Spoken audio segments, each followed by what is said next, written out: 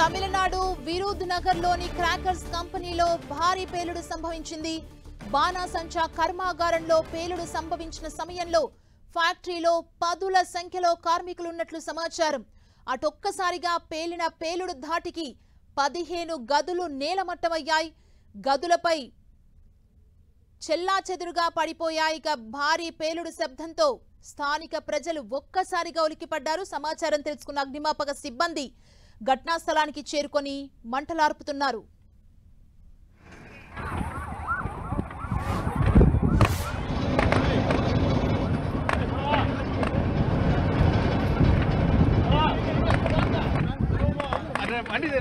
మనం చూడొచ్చు fire accident కి సంబంధించిన విజువల్స్ చూస్తున్నాం. ఆ ప్రాంతం మొత్తం దట్టమైన పొగాలముకుంది. క్రాకర్స్ తయారు చేసే కంపెనీ కావటంతో పేలుడు పెద్ద ఎత్తున సంభవించింది. ఈ ఘటన తమిళనాడు విరుధునగర్ లో చోటు చేసుకుంది. ఒక్కసారిగా అక్కడ పేలుడు సంభవించడంతో పదుల సంఖ్యలో కార్మికులు ఆ టైంలో అక్కడ ఉన్నట్లు తెలుస్తోంది. ఫైర్ ఫైటర్స్ అక్కడికి చేరుకొని మంటలు ఆర్పే ప్రయత్నం చేస్తున్నారు.